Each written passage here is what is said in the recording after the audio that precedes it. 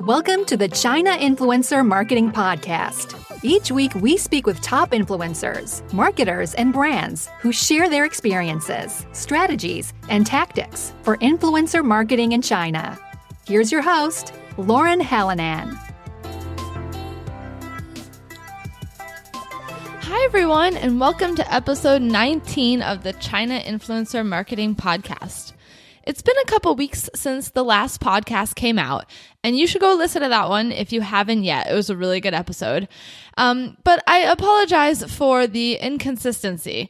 I try my best to be consistent with the podcast, but sometimes there's just too much going on in my life, and I feel that it's more important to put out a high quality podcast than to just throw something together so I can say that I put out an episode every week. So thank you for sticking with me, and I apologize for that. But this week, we are back with a bang. This is a juicy episode that you definitely want to listen to. Eljiah Whaley, CMO of China influencer marketing platform PARKLU, is back for round 2. And this time, he takes us behind the scenes to talk about the dark side of Chinese ad agencies that he has experienced while running an in-demand influencer brand alongside his girlfriend, Maggie. We also go into a number of other topics, including how easy it is to fake your way to the top in China, why brands should stop working with only 1% of influencers over and over again, opportunities for brands with mid, micro, and long-tail influencers, the new trend of influencer-run creative ad agencies, and we talk about some new free PARKLU influencer marketing tools, including their analytics tool and their KOL budget calculator, which I think you're definitely going to want to check out. I know that you're going to love this episode, so enough of me talking. Here's my interview with Eljiah Whaley.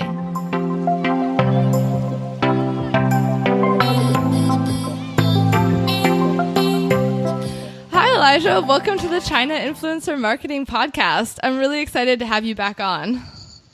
Thanks so much for having me back. It's crazy. I mean, we chatted, last time I had you on the podcast was already a couple months ago. Time has flown, and because influencer marketing changes so quickly in China, I feel like there's a lot of new things to talk about, just from a couple months ago to now. There's so much that's been happening and changing in this crazy world. Oh, I know. I mean, it's actually one of the downsides of being in this industry is keeping up with what the pace of change is really, really challenging. And I think that's one of the really great things about what you are doing and what you do for us. And, the content that PARKLU produces is really just trying to keep people abreast of what's happening out there. Definitely. I mean, it's hard to keep up with. And there's new rules and regulations every day, and things are changing. It's been a bit crazy.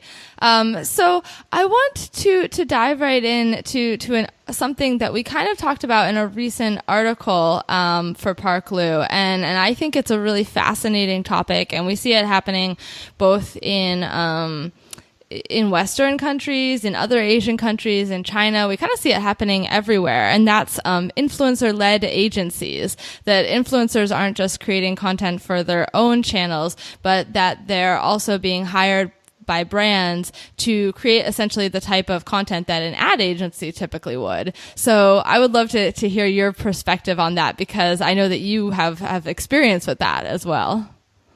Yeah, absolutely. Actually, it's really interesting too, because I, knew that we were going to kind of talk about this. And this morning when I was getting one of my email newsletters from another global platform, they announced a new Japan influencer launching his own agency and stuff. And so, we're absolutely seeing this in North America and Europe and Asia and China. And it's really just a natural phenomenon that here you have a kind of a captive audience. You already have the brand coming to you, asking you for content to publish on your own platform.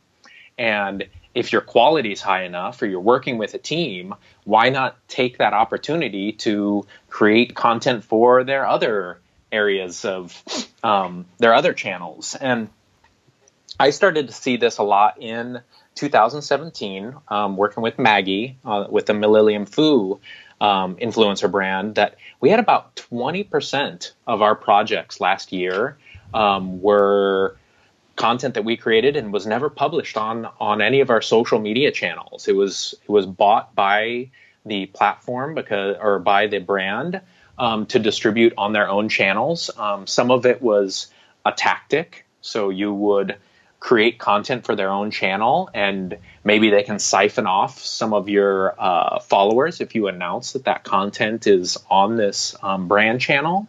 But more of it was actually asking us for content for even global campaigns. We had pictures that were bought by brands for global advertising and malls across China and their own e-commerce stores. And so as influencers are not only creating, content that works on their channel, they're making potentially very high quality content that can exist anywhere, but definitely understand how to create content for social.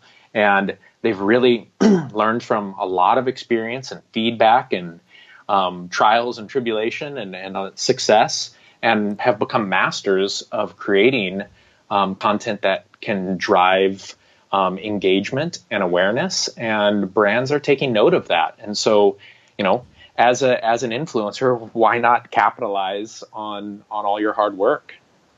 Yeah, definitely. I mean, I think it's a natural next step. And I had actually first heard about this concept. Well, no, I mean, I think I heard about it talking to you and some other people. But then I saw a big article, I forget, in Glossy maybe, about a U.S., a huge influencer here in the U.S., Chriselle Lim, and she has the same thing. She has her own agency.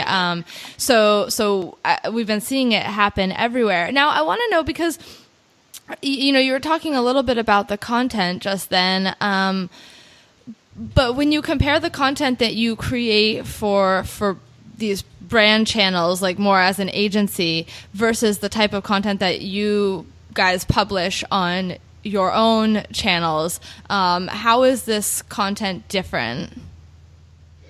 Well, it's definitely when you're creating it for their own channels, or you're creating it for maybe some sort of offline marketing or advertising, the guidelines are more strict. When we create content for our own channel, brands are really often giving us a lot of liberty to interpret their brand and to make it gel with, who Maggie is and the image that she presents and such. But when you're making it for them, a lot of times it is a little bit, it is more rigid. It is more on brand, and they're concerned about color and quality, and, brands will want raw images.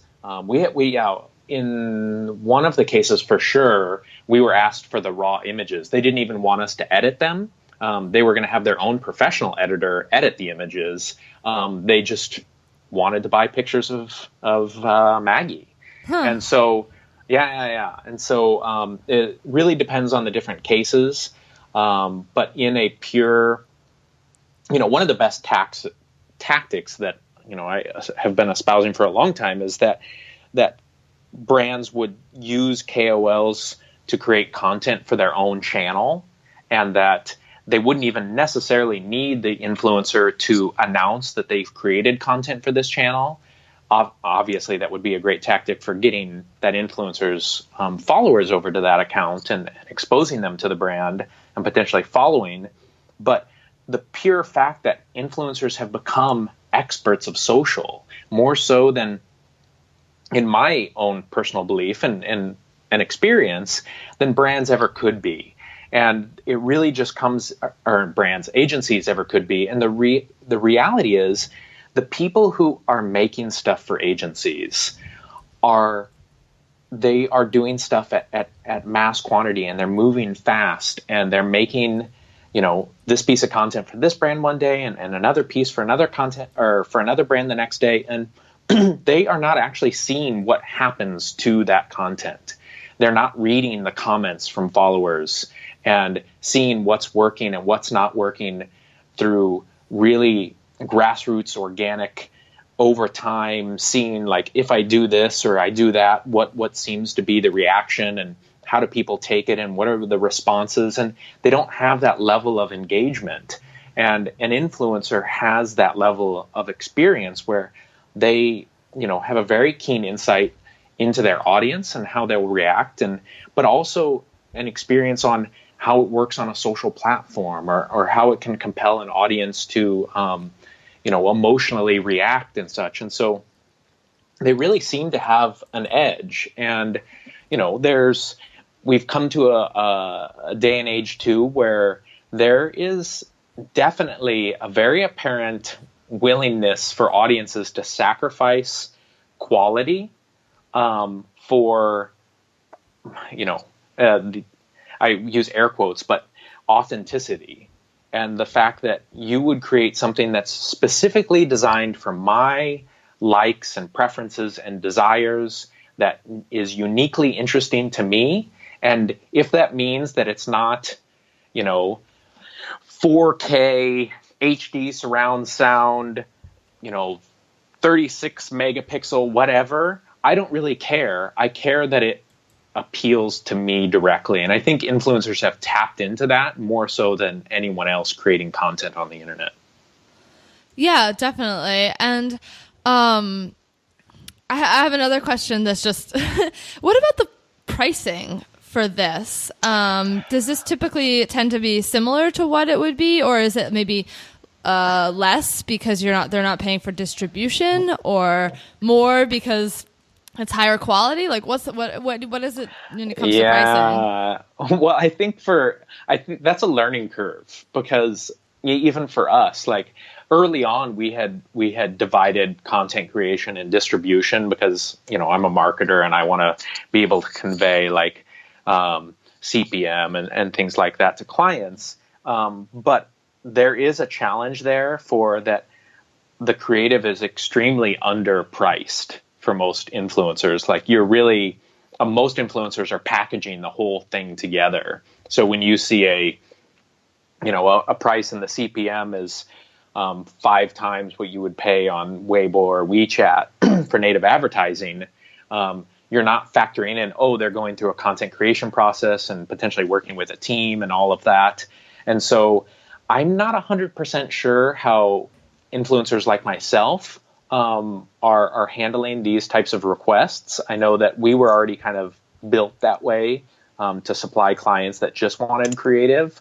But I am sure that there is a learning curve, because I can only imagine that an influencer at some point has quoted a brand, it costs $10,000 to work with me. And the brand will say, well, how much does it cost to just distribute something on your social media without you creating the content? And they'll say, it costs this. And they'll say, okay, then we just want you to create the content for us. And you just bid yourself, $1,000 for a creative process that's going to take you, a couple of days. And so I don't know. I know that there's going to be, right now, again, the influencer business models are changing so fast that I know that it's difficult even for influencers to keep up with it. And so everybody needs to stay in an area of respect and understanding, and try and not take advantage of each other, but try to work with each other in ways that are going to be beneficial for everyone. And so I don't exactly know, but I can imagine that there's been some problems that have come out of that, but also obviously some really, really dramatic, interesting opportunities for those influencers that have capitalized on that. Yeah. No, I'm just curious about that, because like you said, I feel like the brand is going to try and figure out. I mean, I guess in a lot of situations, the brand just wants this content so that they can use it for their purposes, and so they have a specific purpose for this content. But it just makes me think, like you kind of mentioned just then, is the brand gonna, weigh all of their options and see what the cheapest is gonna be and try and figure that out.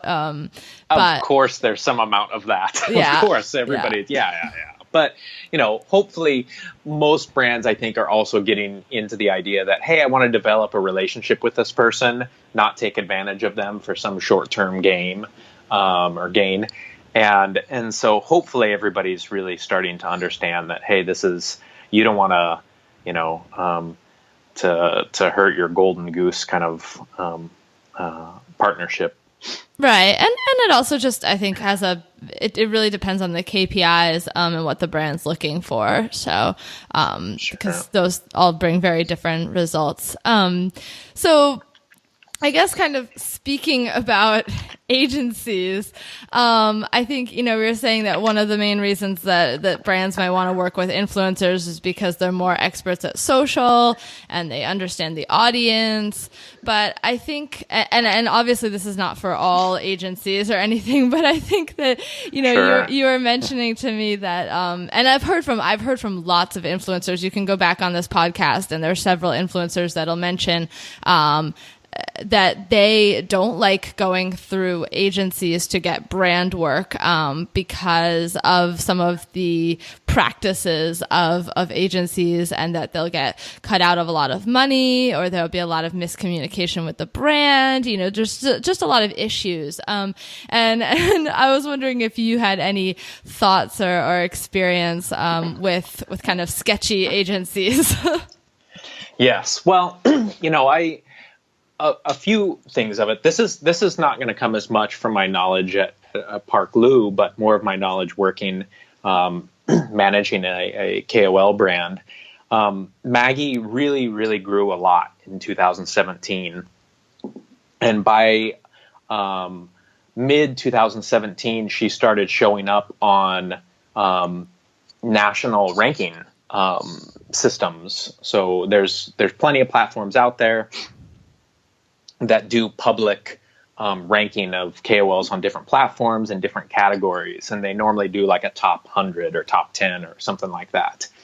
Well, as soon as Maggie started appearing on these lists, the calls just started flooding in. And I'm thinking that the correlation between that is, Maggie's just her performance, and then the KOL is doing really well, and the quality of her content, and feeling really good about that. And come to find out that the reality is that a lot of agencies are not using technology platforms like PARKLU. Actually, few of them are using technology platforms like PARKLU.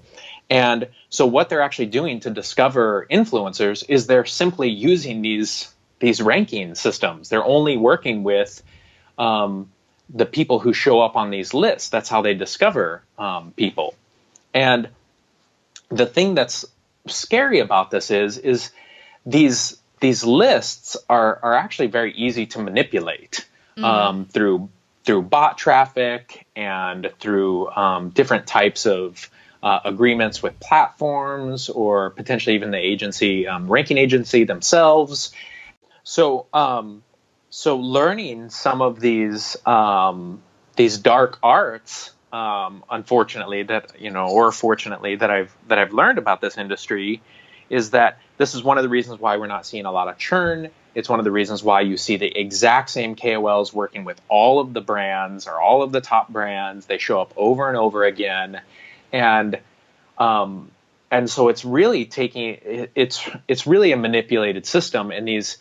And then the thing that's been really, really shocking and quite disappointing is, and I can tell you, we have a lot of agencies that call us, and the individual that calls us says, I would like to give you this job, but I'm only going to give it to you if you give me a hongbao. What? And if you give me a hongbao, I'll put you on the list and I'll get you more work. And for those people who are listening who don't know what that is, a hongbao is a monetary gift of money. It's a red envelope. And so they're asking for kickbacks, not the agency, literally the person that's picking out which KOLs work for them are saying, I want you to give me money. and I'll let you work with them. So they're not doing this based upon who is the highest quality content, who is the best engagement, who's perfectly suited for the brand and the proper fit they're at. They're making these determinations based upon the money that you are going to pay them. And this is the kind of quality that that I can tell you right now, a lot of agencies are giving big brands. And because I've been working with these big brands with Maggie now for 6 months, we've really, really scaled up a lot in 2017, more than that, I guess, almost going on a year. And part of our tactic for scaling up, unfortunately, has been paying these totally unscrupulous individuals at these agencies. And if you don't pay them, you don't get work. You have to pay to play. It's part of the game. And obviously that's just money that we're taking out of what the brands are giving us and putting back into the system. But it's so rotten. It's so dark. And, I've complained in the past about brands. I would say 80% of the brands, maybe more than that, never follow up with us, ask us for stats in our back end, taking screenshots and sharing it with them. The briefs that they give us are so weak. They don't even give you examples of the types of content that they want. I'm not going to name any names, but we're working with a very big, very, very big, very well-known luxury brand at this moment. And their brief, we spent 2 days creating content, and we don't know if it's going to be approved because the brief is so weak on guiding us towards what they are looking for. And this world of working with these middlemen and agencies is just, it is so frustrating. I can't even explain how frustrating this is, because it's not just lapses in communication. It's outright thievery.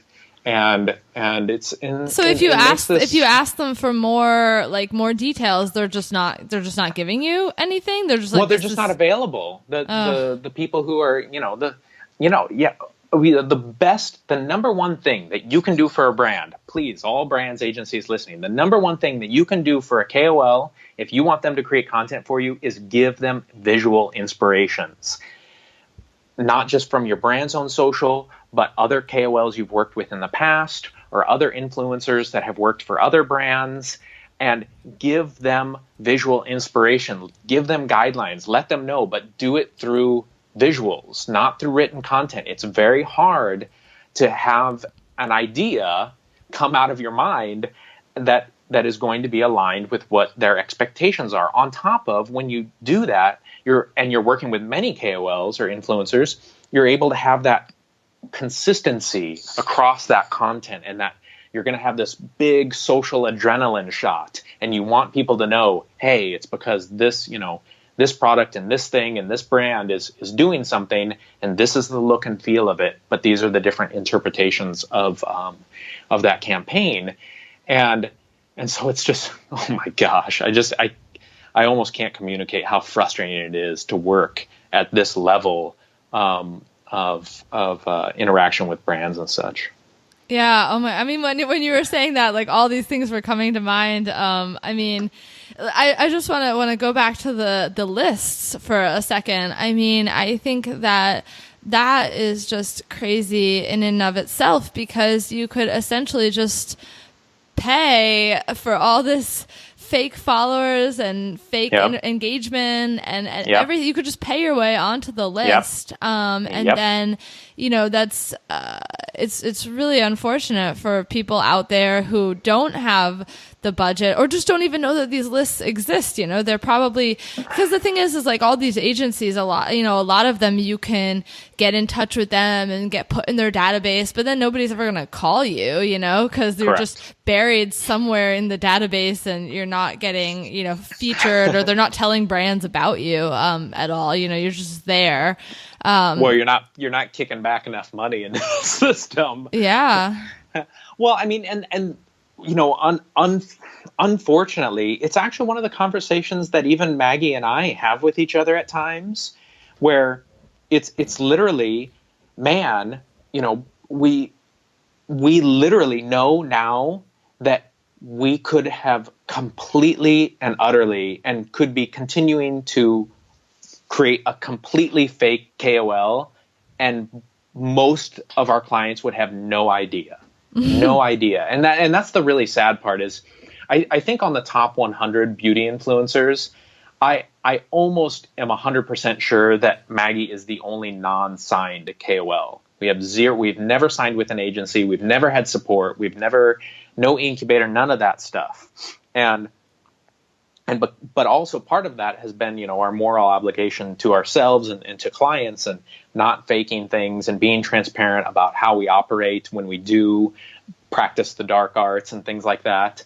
But I know now that the reality is that we could be in this 1 to 5% of the top influencers in China, and I'm pretty convinced we could do it almost 100% fake. Almost 100% fake. And that's the thing that's really, really sad about it. Obviously, we wouldn't go into huge transactional type campaigns and such. And that day is coming, and those influencers hopefully someday or those non-influencers will hopefully someday die. But that's the sad reality of what's going on right now. Yeah, and unfortunately, it's not, I think here in the U.S., the feeling that I get, and we've kind of talked about this before, but just that, here in the U.S., if people are suspicious that, say, an Instagram influencer has all these, is buying followers and everything, like, people will be talking about them. People will be calling them out. People will be saying that, this person's fake. Why are all these brands working with them? And they talk about it. And, Yep. And in China, people don't talk about it it's ubiquitous. It's just everywhere. Well, the reality is it's kind of like in some way everybody's in on the game, and because even at the brands, I know that there's marketing managers and directors who need to meet KPIs, and the same thing happens internally at the agencies, and KOLs want to get paid and stuff. And so, unfortunately, you can have these really systemic, or epidemic problems arising from not a desire to serve the audience and to create something genuinely entertaining or educational, and just to make money. And that's where you get into these dark places is, that's one of the reasons KOLs are supposed to be so powerful and wonderful in this new age of media, because of their authenticity and their connection with fans. But that can be overlooked for short-term gains and reaching, business objectives in short periods of time. Yeah. And another thing that I was thinking about when you're talking about all this is, so when you started finding out about these kickbacks, how did you wrestle with that? How did you decide, like, are we going to do this or not? Because I think for some people, maybe in China, just because of the nature of, there's a lot of things in China, especially in the past, that have required kickbacks. So it's a very normal thing. We hear a lot about teachers and businesses and, blah, blah, blah. But I think in Western society, it's kind of seen, frowned upon, and it happens, but it's just has a little bit more of a negative connotation, maybe, not just and so did you wrestle with that, or was it like, this is what we need to do in order to, you know what I mean? Because I understand why you did it. It's like, it's for the bigger, the long-term play, and like you said, you're putting it into the budget. So technically you're kind of getting that money back, but was it hard to I don't know. I would wrestle with that. I would have to, let me be really honest about the answer to that question. No, it wasn't. But the reason why kind of is a little bit of a story in that, I in university, I studied Asia, international business in Asia. And one of my biggest papers I wrote was on Chinese and Guanxi. And the fact that one of the biggest differences in business is this whole gift-giving type of reciprocity building culture that exists in Asia. And So, and which can be, obviously in Western business can be outright, illegal, where in Chinese culture and in many Asian countries can be, just this is the start of building a relationship and this is how you get work done and such. So there's some aspect of that plays into it. There is, I've also learned in China, I've been here long enough that there is a little bit of like, you got to play the game. Like, this is how the game is played. If you don't play the game, you're a loser and you're going to lose. And so it's not just being backed into a corner. It's just it's not rigged game. This is how it's played. And, I'm from Omaha, Nebraska. Like, you can't get any more local and yokel than that. Like, I come from a very, staunch religious Midwestern Republican place, Warren Buffett and such. And so to come to these environments, it has been a huge adjustment for me. But to get also to the place where,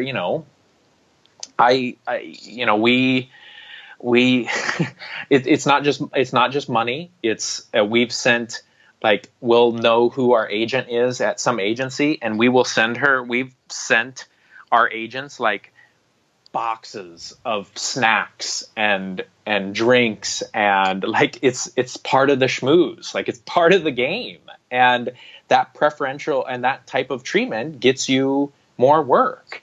And on the backside, I can justify those things because I'm delivering a high quality product that I know has pure reach and that I'm doing the best work that I can.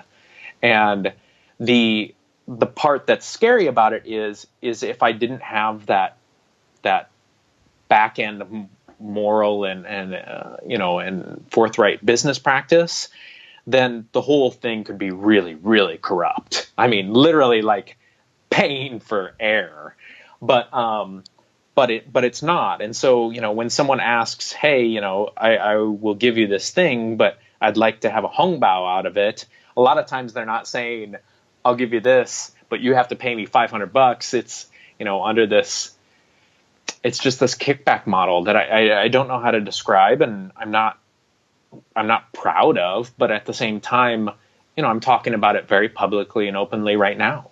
And that's because I'm just explaining this is how it works. Yeah, and exactly like you said, I mean, for you guys, it's like you put a lot of effort into creating very high quality content and developing relationships with followers. And so for you guys, if you don't do this, that's going to throttle your potential and you're not going to get these deals with brands. And that's not hurting anybody. That's hurting you. That's hurting your followers. That's hurting the brand. I mean, it's a waste of all your talent and the quality content that you guys are able to put out. So unfortunately, if this is what you have to do, then that's what you have to do. And like you said, not everyone is like that. But for you guys, it's like, if you don't do this, I mean, maybe you would find other ways to get these brand deals, but it would definitely slow down your growth. So, I mean, there's really not much way around it. Yeah. And it kind of one of those, it is what it is. Yeah, exactly. And I don't know what to say besides that. You standing on your moral high ground preaching that, we shouldn't have to pay these kickbacks. That's not going to do anything. Like, that's not going to change the system at all. Like, they're just going to go find other influencers to work with. So yes. It's like, yes. It's like, Actually, I'm doing the brands a favor by giving a kickback, because at least I'm not allowing some other lying, cheating KOL to take our place. That's a good point. So I have a moral obligation to send the hongbao. That's how I'll look at it from now on. I like that. It's super fascinating though, and I guess just to give a shout out to PARKLU. I mean, all the more reason for people to work with PARKLU, right? Well, yeah. I mean, a platform really creates a lot of transparency when you're working directly with the influencer, and everything's right there. No built-in hidden fees and crazy stuff going on. You get to talk with all of them. So, yeah. Yes, I'm personally very proud of that type of thing. and that's what that's what we believe in is creating market transparency and really revealing what's going on and how to make things, what are the best practices and what you can do to optimize this situation. I think that actually I'm going to let that roll into my next thing if that's cool. About this. One of the things that I got to take note of last year with PARKLU is, we ran a brands campaign essentially every day last year. The total came to that, and the number of influencers that we worked with was, I can't remember now, but obviously within every single one of those campaigns was a basket of influencers, and at the end of the year, we ended up working with 8% of our database of influencers. So even though we have an open database of influencers, only 8% were worked with during that time. So you could do the math, whatever that is, 15 times 0.8 or 0.08. And this kind of plays into what I've seen in the industry, and coining this idea of that the top 1% of influencers in China, and it's partly because of this list system, and how agencies and brands are finding KOLs to work with, the top 1% are making a killing. I mean, they're making really good money. Enough money that they're attracting, celebrities are now getting into, I saw your repost too, that celebrities are getting into influencer and blogging on social. And that's because there's a lot of money in this industry. And that top 1%, they're doing really, really well. There's another 5% on top of that are making a living off of this. That's essentially all they do. That's more than just their primary job. That is their only job. And then essentially the rest are starving. And meaning that they have other jobs, or they have part-time jobs, or they're essentially making nothing. Now, that doesn't mean that the rest of the 94% aren't making high quality, niche, interesting, great stuff. It just means that they're not being worked with and they're not being given an opportunity. And a lot of that blame goes to, the brands and the agencies and the picking of KOLs and how they're selected and such, and how people think about influencers and their reach. And so I really this year is kind of a little bit of my mantra is like pushing that, man, these niche, topical, mid-tier, micro, and even long-tail KOLs, influencers are potentially provide a ton of value. And how great really is it to work with an influencer that your competitor just worked with last week? And this idea that everybody's just in this circle working with the same influencer over and over and over again. And there's that how much value does that bring to your brand and awareness and notoriety and advocacy when that same influencer just said that they just love your competition's product the next week. Well, and so aren't people going to start going numb to what those influencers are putting out because they're constantly putting out branded content? Yes. Well, the sad thing about it is, and there's a great phrase. I think it's actually who uses that. I can't remember who uses it now, but the phrase is essentially, marketers ruin everything. Yeah. And that is they figure out a system that works and then they just manipulate it and destroy it. And whether it's Facebook data scraped or advertising or whatever it is, like they advertisers, they find a way of just breaking stuff and ruining it for everyone. And in some ways I can see that the approach to KOL marketing has gone so far towards traditional advertising and disruptive marketing that there's a lot of KOLs and a lot of KOL content that just looks like disruptive traditional ads. And as you scroll through your feed, it's just, here's a little bit more like integrated native ad. And it doesn't have the impact. It doesn't have the the juice that an influencer is supposed to have. And so like there's really needs to be a rethinking in the KOL space, even this early on how people are used and how content is created and who, and what are the other opportunities here. There's so many missed opportunities in the market right now. I just had a really great meeting with a luxury client and talking about things like here, really, if you don't mind, get into a little bit more tactical stuff. Yeah. If I go a little deeper. Yeah. Like the opportunity to take this, social media awareness adrenaline shot and turn it into a long-term play by optimizing influencer content for social search and even search engine. One of the package deals that PARKLU is offering right now is that we will take an influencer's content and turn it into Baidu social optimized content. And if it doesn't rank on the first page for one of your 5 keywords, then you don't pay. But the reality is because these influencers create such great content already for social but it's not being optimized by professionals, SEO expert. And so after that injection of awareness is gone and that post dies 3 to 6 days later, you don't get any benefit long-term from that, but it can be. All you have to do is optimize that thing for SSO, social search optimization, and SEO.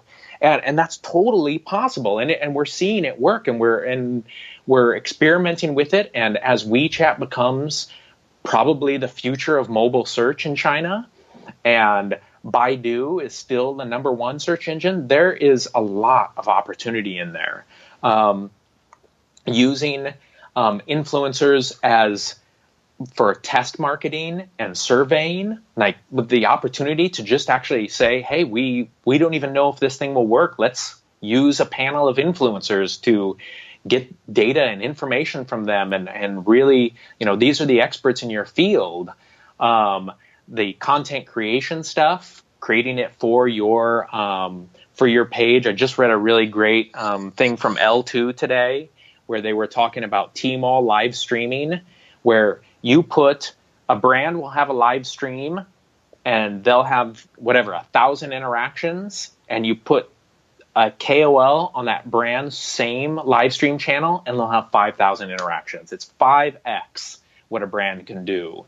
And those types of opportunities are out there in abundance, where using those KOLs to, again, create content for you. One of the things that I'm really, really looking forward to is brands co-branding, like I cannot wait for the day when it is Millennium Fu lipstick brought to you by Chanel.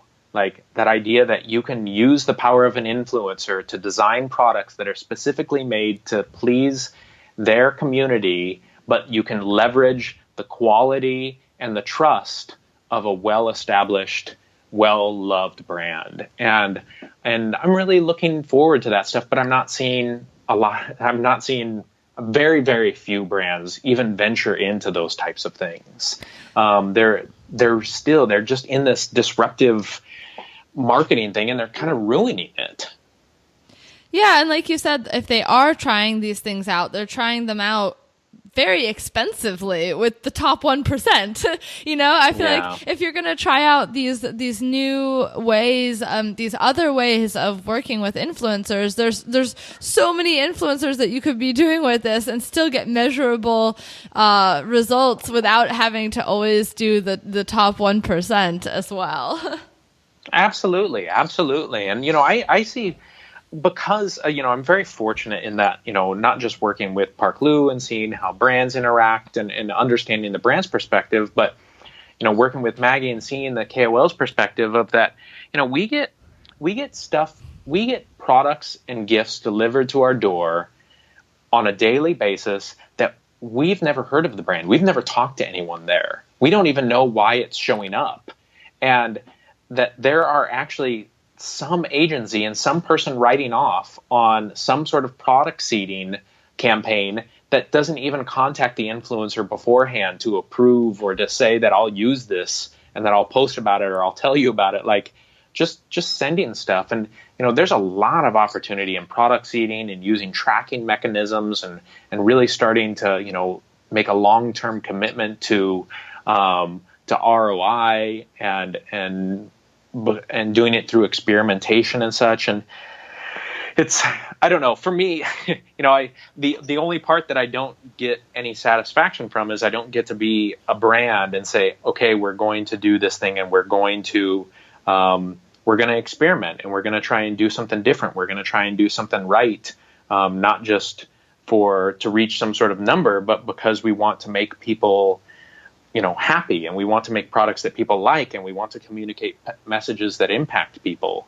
And I think, we still, at the pace of life and business, a lot of times it's forgotten that aspect of things. And I can't wait. I know that it's coming, and I know that there are very innovative brands that are already doing it, and there are hopefully ones that will hear this and rethink and think about that kind of stuff from a new perspective.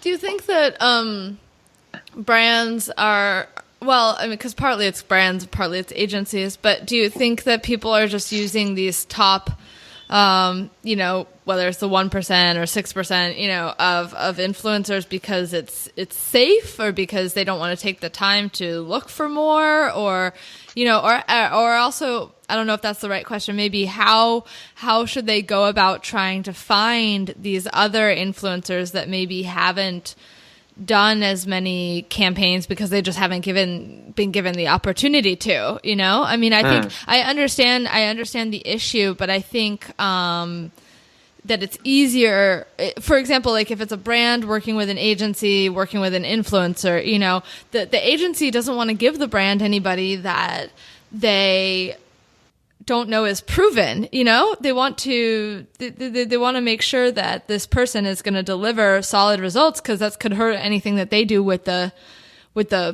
brand later on. Oh, you cut out for just a second there, but I think I got it. Yeah. Yes, I think that obviously there's safety in proof. There's safety in, hey, this person's worked with this brand before, and they create these things, and then there's also image, that we're a high-end brand, or we're this kind of international brand, or we're doing this, and we only want to work with the biggest and the best. And so there's an aspect of that can play into it, the safety aspect. But a lot of it, to be honest, I think a lot of it just comes down to, yes, risk aversion, but kind of being lazy, like not willing to dig deep and, mine for the right person to work with based upon their ability to create and their ability to influence.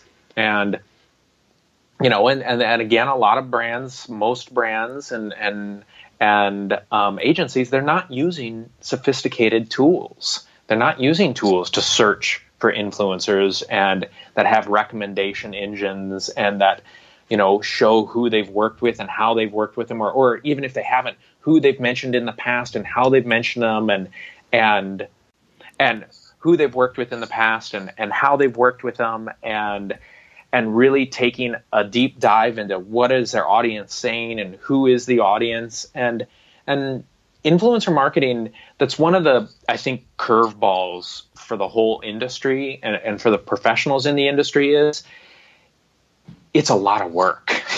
Like before, obviously everybody's job and advertising and marketing, it's can be a hard job, but it was never this hard. Before it was, create the brief and the plan and create the content and then put it into some advertising machine, put it on TV, put it on radio, whatever. Well, now the process has become extremely complex and labor intensive. And it also requires an amount of skill and know-how and experience that a lot of marketers simply just don't have because they just haven't done the work before. And so we're in this, this information gap, time and experience gap. And so that also causes people to only, to follow, most people are followers, and they've seen what other people are doing and how they've done it. And it seems pretty straightforward and simple. And so we'll go for that, and not willing to go much outside of that because it's scary and it is more work. It's definitely more work. I think influencer marketing is one of the most challenging forms of marketing there is today. I mean, working with, trying to find the right person, trying to contact that person, trying to swing a deal, and realizing that they're not potentially a professional business person or creator. They're just an influencer, and you're working with young people, and the whole dynamics and tracking and all of that. It's quite complex, and it's much easier to use a social media advertising tool and create your visual piece of content with a freelancer and just pump that out. And so this change, I think, has been really difficult for people, and I don't blame them. But I do, I guess, maybe get a little frustrated by the situation. Yeah, because like you said, it's I don't know if disappointing is the right word, but it's frustrating. I don't know, just that there are so many excellent content creators out there. And like you said, it took you guys getting on those lists, and then everybody started calling you. There's so many people that aren't on those lists that are just, trying their hardest to every day to create good content in hopes that, they'll get seen or, get to work with brands. So it's just kind of frustrating. I know it's also just frustrating if you're thinking about brands, that they're spending so much money on these these quote top influencers, when there's other influencers that can create just as good, if not better quality content, and they have just as close of a relationship with their fans, if not closer, and they're probably a little bit cheaper too. So when you really start to look at it, like if you want to look at, the real numbers, the really funny part about it is if people were, and this is where the lack of practitioners and experience comes from. If you really want to look at it, these top influencers, they're only reaching 5 to 10% of their audience organically. And so you're going to be using paid mechanisms to distribute that content anyways, or platform agreements, which are commonly paid anyways. So the person who creates it, if you're trying to reach directly their direct circle of influence, one, they're not reaching all of them. Two, you're going to pay to distribute that and reach them. Three, if you want to, I can create content with Maggie's account, and I can target any influencer on the platform, and I can pay to be visible to their followers. So if you really want to be seen by this influencer's followers, you don't have to use that influencer. You can use another influencer. And so there's lots of tactical stuff in there, and there's lots of like deep thinking and consideration that, I in most cases, and I'm a super like testing stuff and always trying things, and so I steer towards that. But at the very least, like, bet half your money on the safe bet, or 75% or 90, whatever, but at least allocate some of that to play, to experiment, and to see what potentially is going to work, and leverage that you can learn from and that you can exercise in the future, to increase your, the success of your campaigns. And without experimentation, you really, all you are in the end is a follower, and you're only going to get the results that other people have gotten. And if you're happy with that, and you're happy with that, then there's nothing I can say to convince you otherwise. But I just see a huge range of potential and opportunity out there that's just really not being leveraged at this point. And I think that's a little bit, it is what it is. Yeah, definitely. It's a I could talk about that topic on and on and on. And it would always end with, it is what it is. Yeah, that seems to be a common. We've said that a couple times already. I know. Podcast. It's horrible. It's just people say like that's China, you know. So Yep. Welcome to China. That's what I say. Welcome to China. Welcome to China. I mean, there's so much more that we could talk about, but I really want to, because we are getting up on time, and I really want to talk about some of the new tools that PARKLU has been coming out with, because I think that they relate to a lot of the things that we've been talking about today, and that they could be very helpful for people. And so I would love if you could share those two new tools that you guys have come out with. Sure. So I believe one of the most underutilized tools on PARKLU's platform, which is totally free to access, is, we used to call it Insights, and now we've rebuilt it and we've branded it as Analytics. And it is an analytics tool that allows you to look at the brands mentions and keyword mentions of all of the influencers in our database. We're at 18,000 plus now, and across 11 social platforms for varying degrees of time. You can add your brand, you can add competitors' brands, you can add keyword mentions, you can look at engagement numbers and valuations and change the valuation, and it's a full-blown influencer marketing analytics tool, and it's free to use.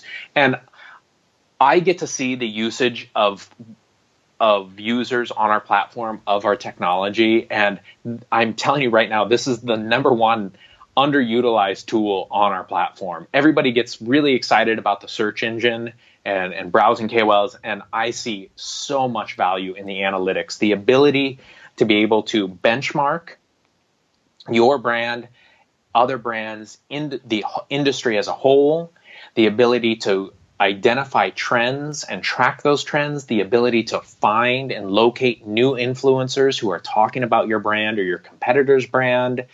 And we make all of that really easy and straightforward. And I use this tool every day. We make some really cool content at PARKLU, and we've started these industry reports, and all of that's being done using this tool. And like, if I can convince anybody that's listening to this to go on, get in your account or create an account and just play with this analytics tool. It's extremely powerful. It's extremely useful. And hopefully it is going to create a lot of transparency in the industry and across platforms, and really some insights and understandings that you just cannot get anywhere else. I want to see people using this tool. It's free to use. There's some limitations, obviously, on a free account, but don't let that stop you. And comparing up to 3 brands or 3 keywords over the last month, and you can change the date ranges and such. And so it's really cool. It's really, really cool. The next tool, and that's actually if I talk to my developer, it might be or a development team, it might be released right now actually, but for sure it should be out tomorrow. And so I can give you a link and you can add it to the show notes. It's a budget calculator. And so what we've done is we've made a huge calculation, taking all of our experience across 11 social media platforms and working with influencers from long tail, micro, mid-tier, and top tier. And you can now say, I want 2 WeChat KOLs, and how much is it going to cost? And you click one button and a number comes out, and it will give you a reach, and it will tell you how much it's going to cost. Or you can go the other way and you can say, here's my budget. I want to be on this platform. I want to use these types of influencers. We allow you to kind of use a percentage of influencers, and it will give you a number of how many influencers you can use. And it's the number one question that we address, or the sales team addresses at a high level, is how much is it going to cost? Or here's my influence, or here's my budget, what can I get? And now we will have a free, you don't even have to log in. You don't have to use an account, login, password, anything. It's going to be totally on our WordPress website, just a page. You can come in and you can just start playing around. And I think hopefully it creates a lot of transparency and makes this much more accessible to everyone, because it doesn't matter if you're a mega ultra rich multinational brand or if you're a corner store in Beijing. Everybody wants to know how much it's going to cost, and so hopefully we've made that really, really easy for everybody to use. And I'm really, really proud of the team and really excited about releasing that to the world. Yeah, I mean, I'm super excited to play around with it. I think it's going to be really interesting, because I think no matter whether we're talking like China, Western, things like that, there's just not a lot of transparency when it comes to pricing, and not just that, just like understanding that for this price you can probably get around this size, this range, and I think here in the West there are platforms coming out with like these type of services, but as far as I know, there's really nothing in China, because obviously the prices and rates and sizes of influencers are much different in China. So you can't really you can't really look at one of these Western platforms with like Instagram and Facebook and then compare it to something over in China. So I think that's going to be super informative for people, just to be able to kind of, even if they don't have a campaign at the moment, just to like go in and play around with it and kind of start to get an idea of how much, what they can do with certain amounts of money or a certain amount of platforms or different sizes. Like, I think it's just the knowledge there is going to be really useful for people. I hope so. I mean, I'm a geek and I'm a creator, but I'm also like a data nerd and stuff. And so whenever I see these types of tools or this type of thing, I'm really excited about it. And to be able to create something like that and kind of like a gift to the industry of like, here you go, here's the answers you've all been looking for. And so it's really, really exciting. Even though it's so simple and kind of silly when you really think about it, but it hopefully will be very useful to people. And I hope that, I hope that they use that thing, and then I hope they get in and start using analytics, because I don't care if you don't use our service. I don't care if you don't give us any money, our search engine, whatever, which we do have.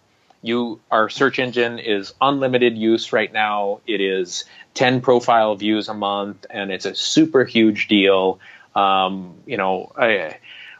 people should just be using the free services that PARKLU provides, and that's why we provide them, is so they can be used, and we give you lots of information and tactics, and so I really hope this is just about the sea rising and lifting all boats kind of concept, and so it is really exciting. It will be fun to play with. I actually haven't got to play with it myself. I only played with like the Excel version and have seen the layout and stuff. So I'm excited for its release also. And quick question, just to clarify, because this is what I think of. So when we're talking about KOL budget calculator, as far as it's calculating how much you would need for like KOL fees, right? It's not talking about just like other stuff, if you like paid promotion and things, because that could go down a big rabbit hole. Like that would be like, the advanced search could get a little crazy on that. No. It's not that sophisticated. Yeah. It's meant to simplify things, not complicate things. Just wanted to clarify that. It also is yes, it also is general. Mm-hmm. There's obviously final prices. I think we even put a little asterisk like disclaimer in here, like the final price is not necessarily this. These are the averages that we've seen over thousands of KOLs campaigns and across all of these platforms. And so and as we get information, we can update our database, and we're always free to, if someone wants to correct us or call us out on something, then I'd love to talk to them. So I mean, I think that people will understand that this is is a general tool to help you get an idea so that you can know, is this something feasible for us? What should we be considering? Correct. How can we move forward with this? And they're not taking up your sales team's time to do that, you know? Correct. So, yeah, I think hopefully people will be reasonable and understand that it's a general, I'm sure they will. Yeah. I'm sure they will. Most people appreciate when you make effort like that. So I'm not too worried about it. Definitely. Well, that's awesome. And you guys have a lot going on over at PARKLU. So, I don't want to take up any more of your time today. I mean, I think we'll probably if the show's still going on in a couple months, which I think it will be, and I hope it will be. I love it. That we'll have to have you on again because there's more that we could talk about. But I think keeping it at around an hour is probably about as much as people can handle for the moment. But I think that there's just always so much going on in the China influencer marketing space and with PARKLU that you just could keep on talking forever. I know. Well, every time I do a podcast, I always think, oh, this is so therapeutic. I just got all of out with the bad, in with the good, out with the bad, in with the good. And that's kind of how I feel sometimes. It's like, this is my opportunity to rant. And so I really appreciate you giving me the ranting opportunity. And it's really a pleasure to be on. And I hope your guests get an opportunity to, take something away from this. Hi, everybody. I hope you enjoyed listening to Eljiah as much as I did. I would love to hear your thoughts on some of the topics that we covered in today's podcast. You can message me on LinkedIn or leave a comment on iTunes. If you want to get in touch with Eljiah, you can find links to his contact info in the show description or in the show notes on ChinaInfluencerMarketing.com. If you liked this episode and know somebody else who might like it too, don't forget to share. Thanks, and talk to you next week.